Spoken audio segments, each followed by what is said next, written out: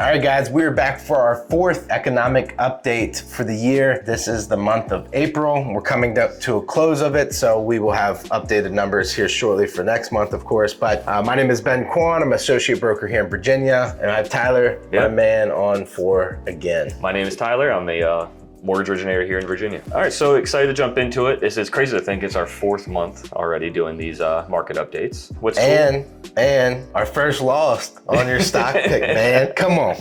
It is. It's bound to happen. Unfortunately, the stock we picked last month, we'll get into it later, but Intel isn't doing too well this month. So yeah, God, I'm down $8, man. I can't eat lunch today. $8. All right, so we'll jump into the major topics we're gonna get into today, guys. As always, but for the new viewers, we'll get into mortgage rates off the top. We're gonna do economic indicators after that, kind of inflation, unemployment, numbers like that. Stock market review, just a handful of picks after that. And then housing market stats. And now we'll get kind of a deeper dive in the housing market, what's going on, existing home sales, prices, things like that. Overall in the market though, we're kind of seeing not much movement, really. Yeah. I mean, across the board, interest rates are down a little bit. Well, we'll get into it. What I always find kind of fascinating is when we see the data and we kind of see how it's moving, and of course, both of us being in it day to day, and I'm the lender, Ben here is a realtor, we feel it. It reflects in the data. It's like, yeah, you can see the data, the housing market's slowing down, and we see it day to day as we're working. So it's interesting to see it kind of correlate. Overall, if you look at mortgage rates for the month of April, but all the way back to about December of 22, we've been in a range. You can kind of see the range is between 6 and 7%, bouncing back and forth. It just goes up and down, up and down. Different factors in between is affecting mortgage rates. The major one being the Federal Reserve. Depending on how the Federal Reserve is moving or what the market is expecting the Fed to do. So to kind of fast forward to April, we started the month off really strong. Rates came down to about almost 6% flat. I was seeing rates in the 5.375, 5.5. Yeah, my in-laws, we locked in 3 loans right back to back. They were all under 5s, all conventional products, which were fantastic compared to a lot of folks out there. Yeah, no, it's great rates. And I will say right now, as a lender, or if you're a buyer out there, talking to a lender, definitely be hovering that lock button. You got to watch that mortgage market every day, and there's gonna be times where rates are very favorable, and you can see this range, and if you're locking in that bottom band, you're gonna get a much better rate than if you're locking in at that upper band. That being said, rates are coming down some. We did kind of tick up towards almost 7% throughout the month. There was a scare that the Fed was gonna continue to hike more. There's a scare that the banking crisis was overblown and it was all over. That kind of came back into play the past 2 days. So rates are coming back down is the good news. So I'm hopeful that hopefully by the end of next month, we're seeing those flat 6s again. I'm hoping that comes back down in that band. And then the next major move is gonna be up to the Federal Reserve to get that to ever break below 6. If we start seeing where it goes into those 5s again, I think that's where the housing market really picks up, where the sellers get out there and start listing homes. Mortgage applications, not too much to report in this front. Again, you can kind of just see the correlation as rates went down, applications picked up a bunch, and then as rates kind of tick back up, applications come down. So not a major move there, but it is good to see that there's still healthy applications and there is still a lot of buyers out there. In the real estate world, right now we have a lot of pre-approvals out. There's just not a lot of good houses to pick from, and it's tough. Yeah. It's almost like we're at a tipping point where people are still going over list, but it's nothing like what we saw in 2020 and 2021. So I wonder if we're what do you think? We're at a tipping point where people are just not gonna be able to do that crazy stuff because rates are so... It's super interesting right now. It's an economic question so it's supply and demand. And the interesting part, in any other world, there's a lot of demand for housing, but the supply is really constricted. A lot of sellers aren't listing, a lot of builders aren't building as much as the demand exists. In any other world, you would just, like an iPhone, you make more iPhones.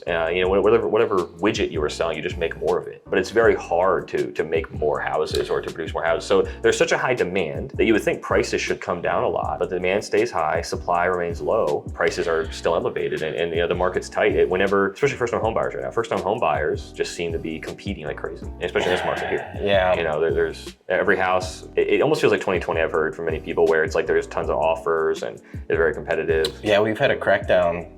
Just closed on family member. Yeah, we had to go sight unseen. We had to do it. We still have the home inspection there, so we had a way out of the contract. Plus, it was on a neighborhood that has HOA. So again, we have a way out of these contracts. But sight unseen, we only had to do that 2 times in the last 3 years. Yeah. But it's a waste of time because you could open up that door and find out that it's a pile of crap, right?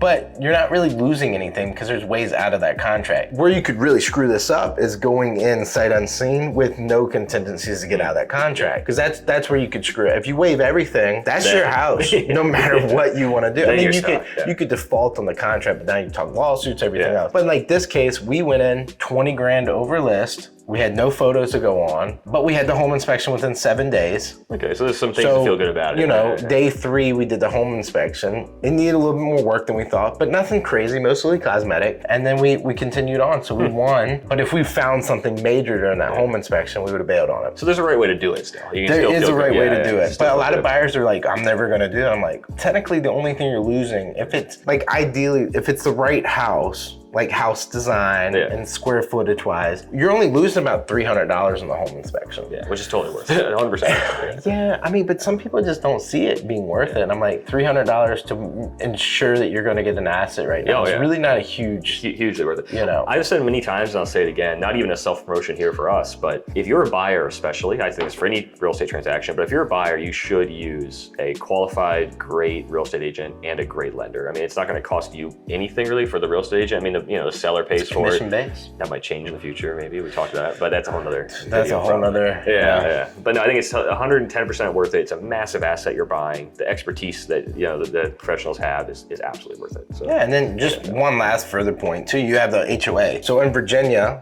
you have 3 days to review those HOA docs. And if there's anything you don't like in it, it's a free way out of the contract. So if we get in that house day 1 and it's a pile of crap, you don't even have to spend the money on the home inspection. You just be like, I'm backing out because of the HOA docs. Yeah. So and that's a good expertise to have. That if you just don't have a realtor, don't have a good expert behind you, you might not know. You might not know that it is a little scary. Yeah, for sure. All right, guys. So next section I want to jump into is the stock market. SPY's up, huh? Yeah. So SPY. Now I will say this was taken on Monday. There was huge kind of major events in the market between Tuesday and Wednesday today. But this still, I think the SPY's up about 2% over the month. So it's still doing well. SPY's doing well. You can see over the month we're at 2.23 currently. 2.23. Okay. So SPY's doing well. And again, guys, SPY is SP 500, kind of the biggest, most qualified 500 stocks in the stock market. It's a great basket of stocks to use to kind of judge the overall market. And for you Vanguard folks, the Vanguard, that's me. The Vanguard's up 2.19. And SPY was what, 2.23. Interesting. Yeah, Vanguard's a little outperforming, huh? Very interesting. So yeah, again, if you look at the 52-week high of SPY, it's 431 for its 52-week high. So we're still hovering near the high of the year or whatever. So it's doing well. Amazon, next stock up. Amazon's doing very well. I mean, 8% up over the past month. Again, look at its 52-week high. It's a little bit off from its height of the year of 146, but it's still doing well. Well off its lows. I mean, 81 was its low. Tesla's a very interesting stock. Of course, it's like a big market favorite. Every trader,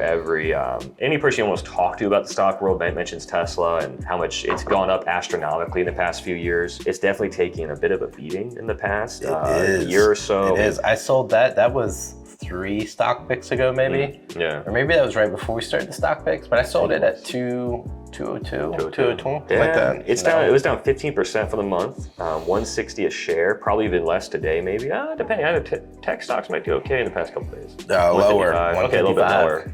Even, yeah, you look at the 52-week high of Tesla, it was 336 a share. So it being down to 160, I mean, it's taken a great chop. If you're a big Tesla believer, might be time to take a bite. It could be, hey, if you really think there's a future for the company where it surpasses that 336 a share. People forever. I want you to give me Tesla.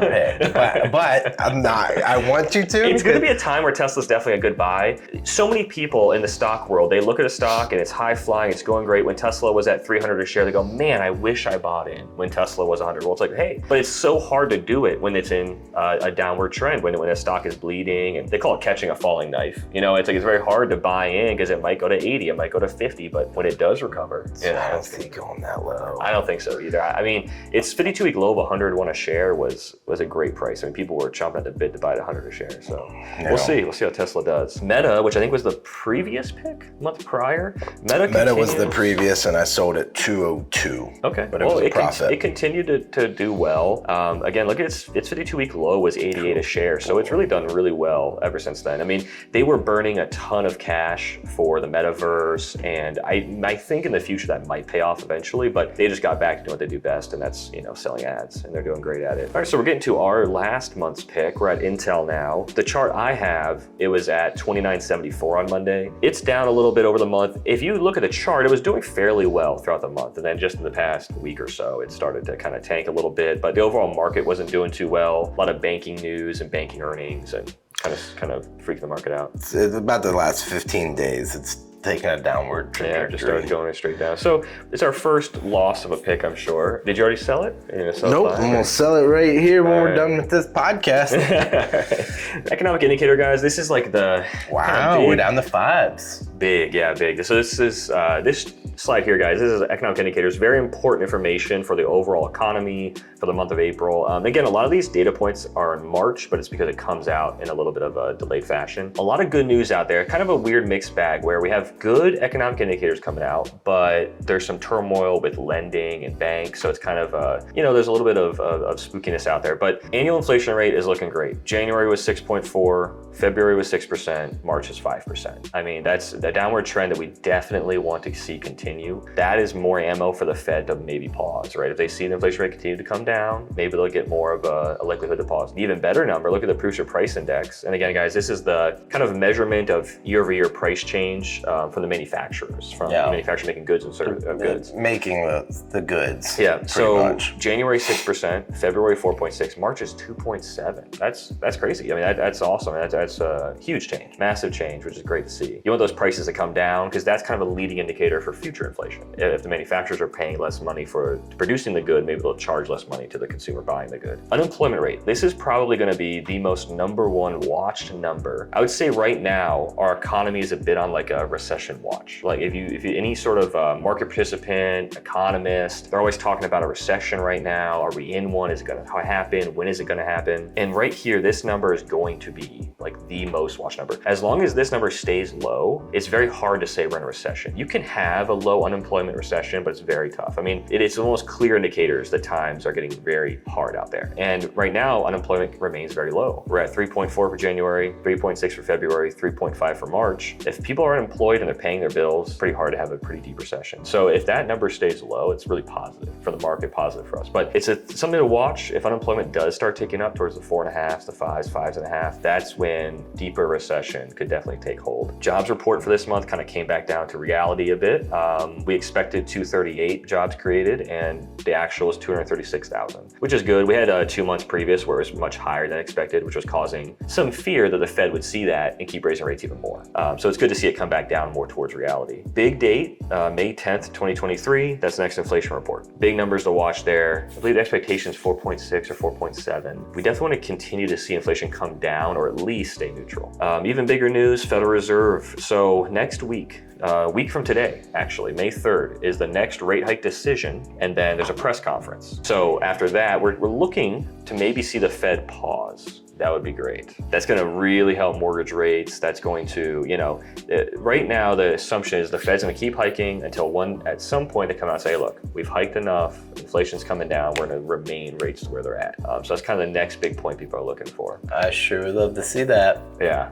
But we know when it pauses, recession's on the horizon. Yeah, which is, that's, I don't know if we've done a video on it. It was in one of my slide decks. I'm sure we talked about it. But we have talked about it. Okay, yeah, it's an interesting point. You're 100% correct. There is a lot of correlation between when the Fed pauses and when a recession happens soon after. Now, soon could be 6 months, it could be a year, but the correlation is very high. Because basically what happens is when the Fed ratchets up rates, it starts slowing down economic activity, and then they pause, and that activity slowdown kind of takes effect, and then the recession usually sets it after. Yeah, but it's crazy. Just driving around, you would never think that it's in a recession. I mean, Starbucks lines are out the Chick-fil-A, all the restaurants. I mean, people are buying goods left and right. And it might have something a little bit to do with what we're about to get into, but yeah, it's weird. It's weird. As much as people are complaining, for the most part, a lot of people are just acting like it's not another day. No, it's a very interesting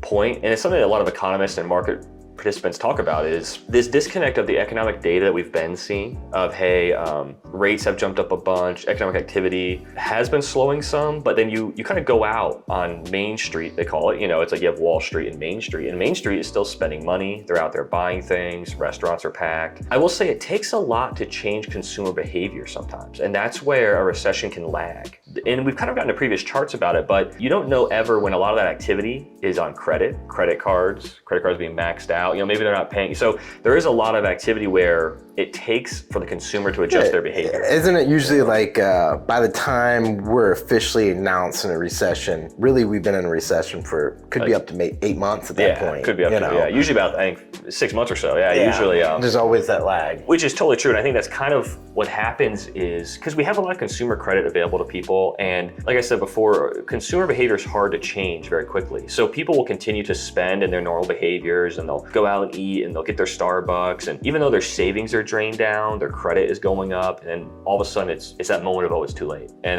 then, so that's where unemployment rate is really important to watch. Freaking Americans, man. I'll tell you, let's live until I can't live like this no more. Oh, I wanted to mention real quick on the recession point, the latest Fed minutes when they came out, the FOMC minutes, kind of a transcript of what they've talked about, and it basically said in there, they're calling for a mild recession starting later this year, and then recovery over the next 2 years. So that's their current forecast. Do we trust it though? I mean, yeah, it's hard. The thing that's kind of tough, sorry not to cut you off, I think the thing that's kind of tough is a lot of people assume that when the Fed is predicting something, they almost predict lightly. So if they're predicting a light recession, that's almost scary, because a lot of people take that as, oh, maybe a deeper recession. But only time will tell. It's very hard to read the tea leaves right now. So much kind of mixed information out there. There's so much mixed information, and then it's just like the rates. There's just a lot of information out there that's just been completely wrong since 2020. Oh yeah. I mean, just a lot of stuff's like, rates are gonna drop here, and they never do. And it's just like, well, even from the Fed, I mean, throughout 2020, 2021, the Fed kept saying, hey, inflation's transitory, don't worry about it, it's gonna go away. Exactly. And then it wasn't. Oh, lo and behold, when you print tons of money, inflation comes about. So I don't know, it's very hard to read out. We're sitting right outside of a retail store right now, and the parking lot's full. Oh yeah. People just spending money. And then speaking of Starbucks being built, I mean, there's economic activity going. Starbucks being built. And another topic maybe we'll get into one day, there's a lot of talk going on with office space and office real estate, and that being a really bad asset class, and that's something we'll get into one day in the future, by a future video. So this chart right here is very interesting. A lot of content creators have been talking about this, a lot of people in the market have been talking about this. I wanted to pull it up and see it myself. This chart is for deposits at all commercial banks, and it's a rate of the year-over-year change. This is only back to 2007, 2006, during the Great Financial Crisis. Even then, we had a positive rate of deposits going into banks. There was one point that kind of dipped below the zero line in 2010, and then you can see in 2020, deposits skyrocketed at banks. What's so interesting is every time we look at Federal Reserve charts, any time frame in 2020 is just astronomical. Whatever chart you're looking at, it's the charts. Yeah, the deposits at banks, the rate of inflation, the rate of money print, it's just off the charts in 2020. I don't really think, I don't know how well just the general public realizes the insanity of our fiscal policy in 2020. But very interestingly, and this kind of coincides with all the kind of banking turmoil going on, banking crisis, for the first time in a long time, we're seeing a negative rate of deposits in the banks. And it's kind of causing, and especially today and yesterday, there was a lot of scare in the banking sector. Some bank earnings came out, they were not very good. And you kind of see it reflected in the data where deposits at banks are going down a lot. Lending standards are getting tighter. So it's a very big topic, but something to be extremely aware of. It kind of plays into Silicon Valley Bank, into Credit Suisse failing. I mean, it's still there. There was a feeling in the market like, oh, maybe Switzerland bailing them out. Sweden, Switzerland. There was a feeling in the market that maybe the banking crisis was over, but it kind of got reignited in the past couple of days. And you can see it in the data. The biggest thing with the deposits is, all the money that was being directly deposited into our accounts. Oh yeah, and then the COVID, the stimulus money, the PPP loans. That's something really, and again, going back to consumer behavior and people just getting so used to spending a lot of money. And that's why inflation got really high, because people just had the extra cash to spend, and people could raise prices and people would spend the prices. But when you had PPP loans, you had direct deposits, you had mortgage forbearance. People were just depositing money into cryptocurrencies and everything from their mortgage. Well, and essentially from like that 2010 to 2019, the average consumer had $500 in their savings, or it didn't. 60% of I forget the stat. 60% of consumers didn't have $500 in their bank account, and then 2021 you saw it drop down to like 40. 40? So yeah, 40%, because everybody was getting the stimulus checks and everything. But as you see, as quick as it was there, it was gone. Oh, deposits were insanely high at banks and then immediately fell off a cliff. But yeah, very interesting. I mean, it's something to be aware of, and I'm sure people watching are aware of it because I'm sure it's at your own banks. You can feel it. When inflation's so high and wages getting tightened down, it's tough. Next slide, guys. Housing market stats for the month of April 2023. March brought 4.4 million in sales. That's a year-over-year stat. The median sales price nationally was $375,000, and we're at 2.6 months of inventory at a national level. Which is pretty hard to actually believe that we're still at 2.6, but I mean... That's nationally too. I know, yeah. What's our market here? Do you know roughly our market? Two. Which we've always been, I mean, it's been a hot market. Northern Virginia market just consistently has been a low inventory for a long time. But when they talk about, is it a buyer market, is it a seller market, is it average market? The buyer market being like 4 months plus of inventory, 3 being like an average market. So you'll see some markets that are 6 months of inventory or whatever. And we've never seen that really in our area. And so to have the whole nation that has a 2.6 months of inventory, it's still and it kind of shows interestingly where the inventory problem is real and the demand is still very high. So a lot of houses get bought up and ate up, especially in that kind of first-time home buyer range. So it's tough. But the new LLPAs have switched it where big people just cannot buy secondary homes.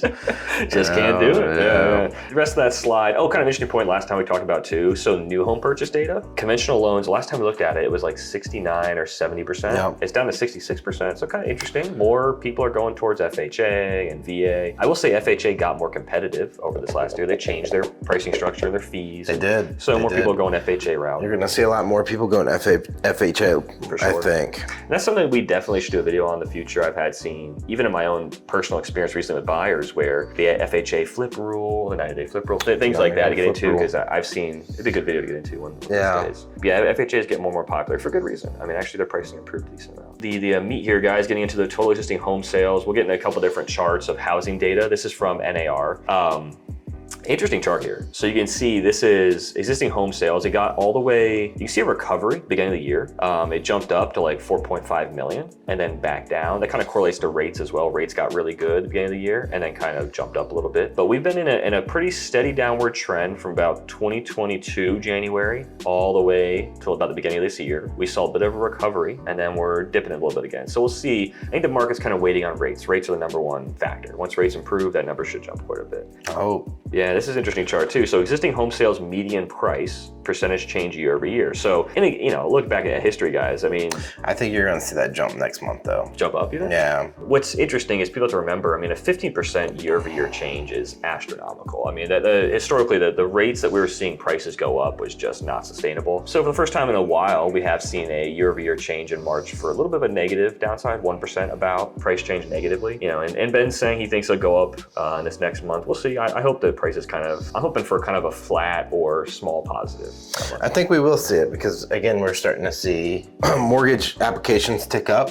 We're starting to see more competition. Because remember, I mean, when January started and rates were pretty high, it almost became a little buyer's market really quick. I mean, as soon as it was there, it was gone. There wasn't much competition because everybody was just so shell-shocked with the rates. But now you're seeing like whoever's the strongest surviving and they're coming back out. So you're seeing, multiple offers and stuff again. So I would not be surprised to see the following month of it ticking back up. I think there's a chart in here that might kind of speak to what you're saying to be true. Real quick in between, so the total existing home sales price percentage change year over year. As you can see, there were some scary months where year over year we were down 35%, 35%, 36%. We're positively coming up. I mean, to say we're only down 22% as this is like volume of existing home sales. So you want transactions to pick back up in the market, but it's recovering some. This chart here, I think, is speaking to what Ben was saying previously. The median price of existing home sales did tick up, actually. It's very interesting. So we were in a pretty decent downtrend, nothing crazy, just kind of a smooth downtrend from 413 at the peak, all the way down to about 361. In the past month or so, we've seen the existing home sale price go up a little bit. And I will say that it's going to continue to go up. Interesting. For now. I don't think it's going to go up at the same rate by any means. Because I mean, at the height, 100 grand to go over. People were doing it. It's crazy. That's the thing though, I remember talking about people, look back at this chart here. So this is the median price of existing home sales nationally. And in about 2020, March or June, 286. I remember people going 20, 30 grand over asking price and they were called crazy and they were called, they're getting ripped off. But the housing prices just kept marching forward and marching forward and marching 21 to the beginning of 22 is a little surprising where you see it kind of flatline because I didn't see that in our market by any means. Yeah. I don't know. And of course it's nationally. I know 21 was kicking right along quick, but we did call those people crazy, and I guess and I think they were just doing it just the kind of point that I always bring up towards it with people is like nature will. Well, it's market forces. I mean, when there's so many buyers going after so few homes, especially in 2020, and people had cash and rates were really low, 3%, 2.25, 2.5. The market forces, the houses were mispriced. They were worth an extra 20, 30 grand. Like they just weren't there. So people were willing to spend it. Yeah, so, and you don't know how many times I went into listing appointments and it's like, I think we should list it. I don't know, let's just say like 300 grand. They're like, you'll never get 300 grand. I'm like, we'll see. Here's 4 offers 10 minutes later. It's like, here's your 300 grand, Because the market force, it's again, another good reason to have a professional in the market is you're in it every day. You work with buyers, you work with sellers, you understand what's going on in the local market. I mean, it's speaking of recessions and charts, this one I found very interesting.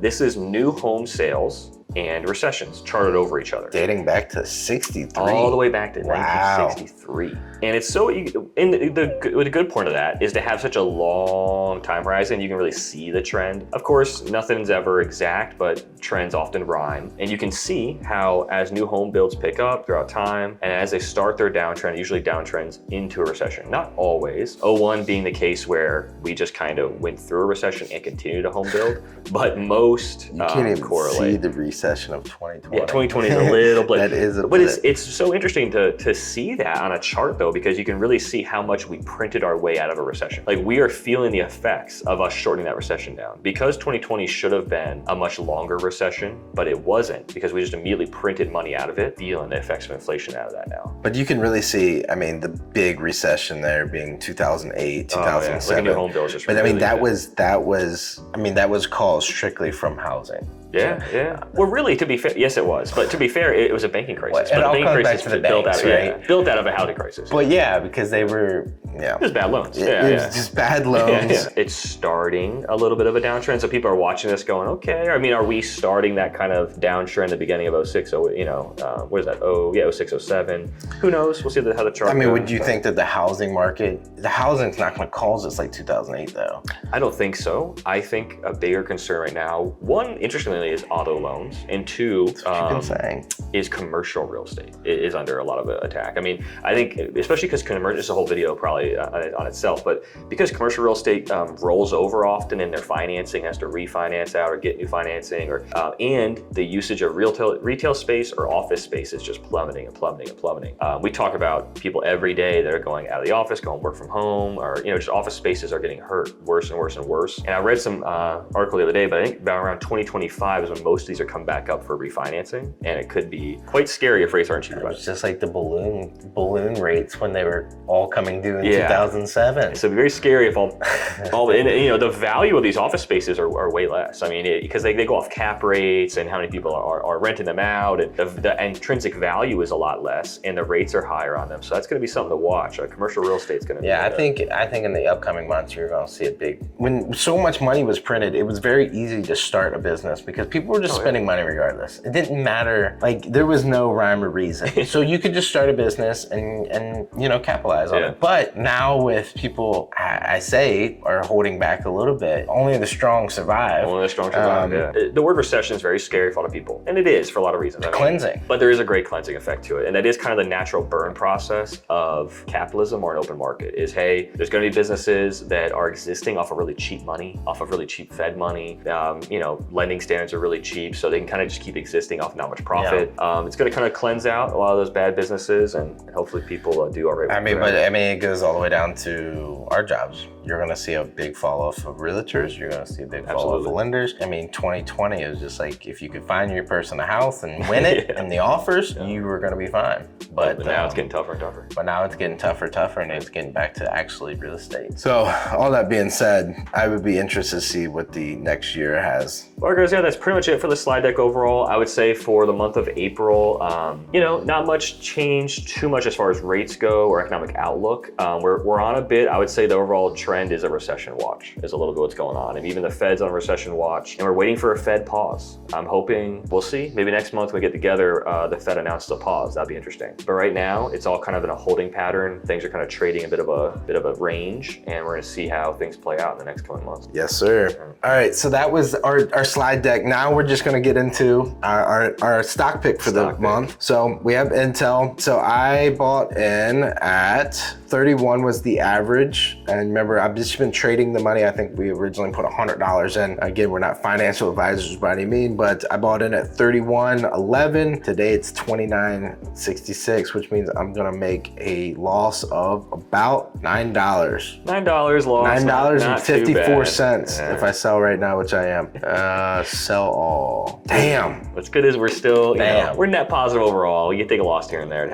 I hear you. I was hoping to get rich on my, I don't even know how many stocks it actually was. 30. Yeah, handful. 200, not much. I was debating a bunch about the next one should be. All right, man. Give me Tesla. Come on. We had a string of wins. We had our first loss there, which is fine. It happens. I think, especially off of yesterday and today, tech seems to be doing well again. They've been beat up a little bit. My next pick is ARK Funds. I already have ARK. Can't.